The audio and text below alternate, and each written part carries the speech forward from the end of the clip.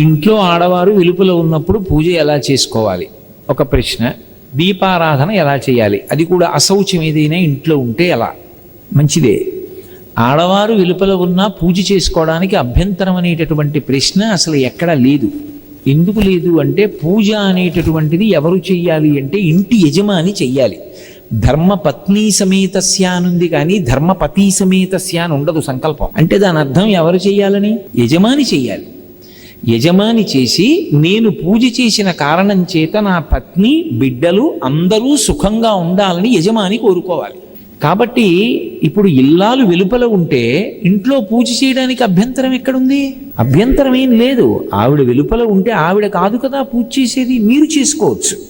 ఒకవేళ ఆవిడ వెలుపల ఉందండి, పిల్లలు చిన్నవాళ్ళు, వాళ్ళ బాగోగులు చూడాలి, వాళ్ళకి వేళకి పలహారం పెట్టాలి, ఏదో పాలు కాచి ఇవ్వాలి, అటు అది ఇది కూడా కష్టం అనుకుంటే, నేను ఇందాక చెప్పాగా లఘువు చేసుకోండి.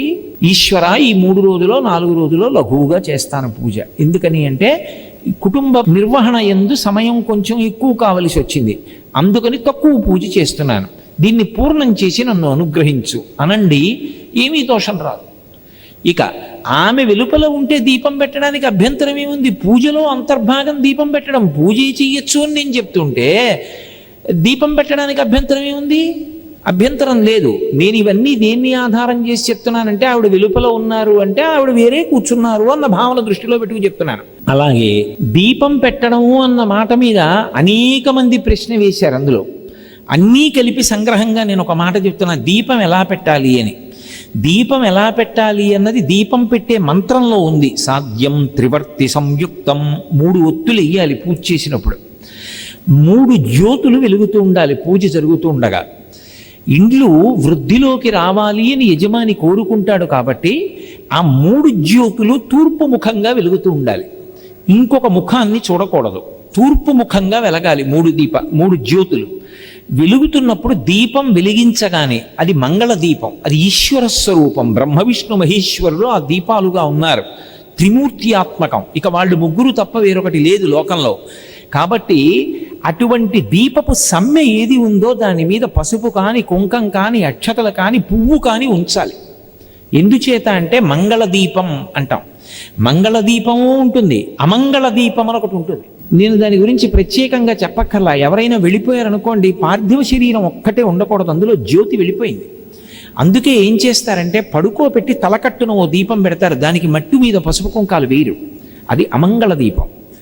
మంగళ దీపం ఇంట్లో పెట్టారు అంటే దీపం వెలిగించగానే కాసిన పువ్వులు వెయ్యాలి, లేదా పసుపు వెయ్యాలి, లేకపోతే కుంకం వెయ్యాలి, లేకపోతే కాసిన అక్షతలు వెయ్యాలి, వేసి నమస్కారం చేయాలి. అదే ఈశ్వరుడు. నత్ర సూర్యో భాతి నచంద్రతారకం నేమా విద్యుతో భాతి కుతో యమగ్ని త్వమేవ భాంతమనుభాతి సర్వం తస్య భాసా సర్వమిదం విభాతి. లోకాలన్నీ కూడా ప్రళయంలో ఏకమైపోయినా ఒక్కడే ఉండి వెలుగులకు వెలుగుగా ఉండిపోయేటటువంటి వాడెవరో వాడు పరమాత్మ. లోకంబులు లోకేశులు లోకస్తులు తెగిన తుది అలోకంబకు పెంచీకటి కావల యవ్వండే కకృతి వెలుగు అతని నేసేవింతున్, వాడే దీపంగా ప్రకాశిస్తున్నాడు. భా అంటే కాంతి. అటువంటి దీపానికి మట్టు మీద ఒక పువ్వు వేసి నమస్కారం చేస్తారు. ఇక పూజకి సంబంధించి మీకు ఆవిడ యొక్క సహకారము లోపించిన కారణం చేత కుటుంబ యజమానిగా మీరు నిర్వహించవలసినటువంటి కార్యక్రమాలు నిర్వహించకపోతే ఇంట్లో చాలా ఇబ్బంది ఏర్పడుతుంది.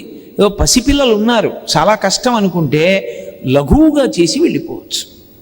5 ఉపచారాలు: ఉమామహేశ్వరాభ్యాం నమః, దీపం, అర్ఘ్యం, పాజ్యం, చందనం, నైవేద్యం, సమాప్తం. ప్రథా 5 చెప్పు, లేదు 16 చెప్పి అక్షతలు వేసి లేచిపో, నైవేద్యం పెట్టి హారతి ఇచ్చేయి, చాలు, పూర్తయిపోతుంది. పూర్తిగా మాత్రం మానకూడదు. ఇంట్లో పూజ ఒకటి జ్ఞాపకం పెట్టుకోండి, ఈ కారణానికే కాదు, ఏటి సూతకంలో కూడా మానకూడదు. చాలామంది తెలియక ఏటి సూతకంలో పూజ మానేస్తూ ఉంటుంటారు. నిత్య పూజ మానకూడదు, కానీ పీటల మీద కూర్చుని నోములు వ్రతాలు చేయకూడదు, కొండల మీదకి వెళ్ళకూడదు, వెంకటాచలం లాంటి క్షేత్రాలకి వెళ్ళకూడదు. తప్ప ఏటి సూతకంలో ఉన్నంతకాలం ఇంట్లో నిత్య పూజ చేసుకోవడానికి ఏ అభ్యంతరమూ లేదు, చేసి తీరాలి కూడా. కాబట్టి ఆ పూజకి ఏ విధమైన దోషమూ రాదు. ఆవు నీతితో పెట్టడం పరమశ్రేష్టం. ఎందుచేత అంటే దానికి ఒక కారణం ఉంది. ఆవు నీతితో వెలుగుతున్న దీపం కానీ నువ్వుల నూనెలో వెలుగుతున్న దీపం మించి కానీ పొగ వచ్చినప్పుడు ఆ పొగ పూజ చేసుకుంటూ లోపలికి వెళ్ళిందనుకోండి, యమధర్మరాజు గారు ప్రీతి చెందుతాడు, శనీశ్వరుడు ప్రీతి చెందుతాడు. శనీశ్వరుడు హృదయ కవాటానికి అధిపతి. ఆయన గుండె కొట్టుకోవాలా కొట్టుకోకూడదా ఆయన నిర్ణయం చేస్తుంటాడు. ఇప్పుడు ఆ దీపపు పొగ వాసన చూస్తున్నాడు అనుకోండి, హృదయ కవాటం మీద అనుగ్రహం ఉంటుంది, ఈశ్వర కటాక్షం ఉండి గుండె కొట్టుకుంటుందంటే ఆరోగ్యంతో ఉంటాడు. మీరు నమ్మండి నమ్మపోండి, ఈ మధ్య ఒక ఆవిడికి కాకినాడలో గుండె కొట్టుకోవడంలో తేడా వచ్చింది. ఎంత వేగంతో కొట్టుకోవాలో కండరాలు అంత వేగంగా కదలటం లేదు, ఎక్కువ కదలకూడదు, చాలా జాగ్రత్తగా ఉండాలని చెప్పారు. ఆవిడ కొంతకాలం నువ్వుల నూనె దీపం పెట్టి దాని మించి వస్తున్నటువంటి పొగని ఏ పూజ చేయకుండా భర్తగారు పూజ చేసి వెళ్ళిపోయాక పొగని వాసన చూస్తూ కళ్ళు మూసుకొని ధ్యానం చేస్తూ కూర్చునేది. కొన్నాళ్ళు అయిన తర్వాత ఆవిడ పరీక్షల కోసం పెడితే ఆశ్చర్యకరంగా ఆవిడికి గుండె కవాటాలు కండరాలు మామూలుగా పనిచేసాయి. అందుకే కార్తీక మాసం వచ్చినప్పుడు దీపాలు ఎక్కువ పెట్టిస్తారు. కారణం ఏంటంటే బయట చలి, లోపల రక్తనాళాలు కుంచుకుపోతాయి. మళ్ళీ వేడి పెంచడానికి దీపాలు పెట్టి ఆ పొగ ద్వారా ప్రాణుల్ని రక్షిస్తారు. అందుకే కార్తీక పౌర్ణమి నాడు జ్వాలాతోరణం అన్ని దీపాలు వెలిగిస్తారు. ఎక్కడ చూసినా దీపపు కాంతి పడితే చాలు మిగిలిన ప్రాణులన్నీ అభ్యున్నతి పొందుతాయి.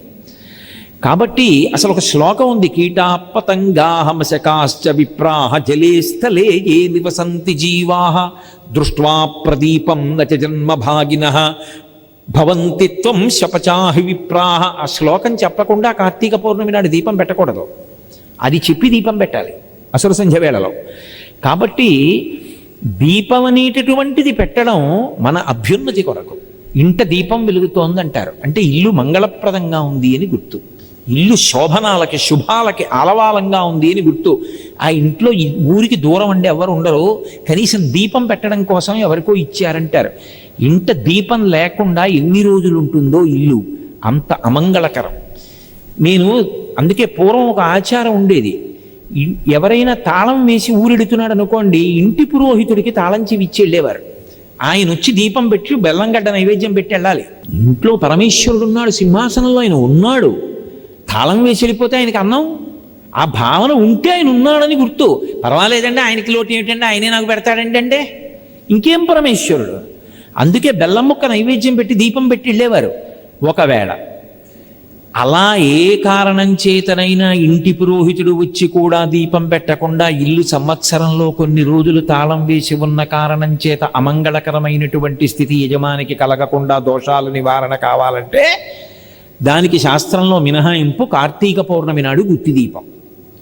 365 ఒత్తులు గుత్తి చేసి నేతిలో ఉంచి దీపం వెలిగిస్తారు. 365 రోజులు మా ఇంట్లో దీపం పెట్టని దోషం ఏదన్నా ఉంటే తొలగుగాక. దీపానికి అంత ప్రాధాన్యత ఉంది, ఇంట దీపం వెలగాలి. కాబట్టి ఆవిడ సహకారాన్ని బట్టి, ఆవిడ లేకపోతే ఇంట్లో చిన్నపిల్లలు ఉన్నారు పెద్దవాళ్ళు అనుకున్నారు ఉంటే సంగ్రహంగా చేయొచ్చు. దీపం పెట్టడానికి అభ్యంతరం అసలు ఎప్పుడూ లేదు. నేను మీ ప్రశ్నకి సమగ్రంగా జవాబు ఇచ్చాను అనుకుంటున్నాను. సంతోషం.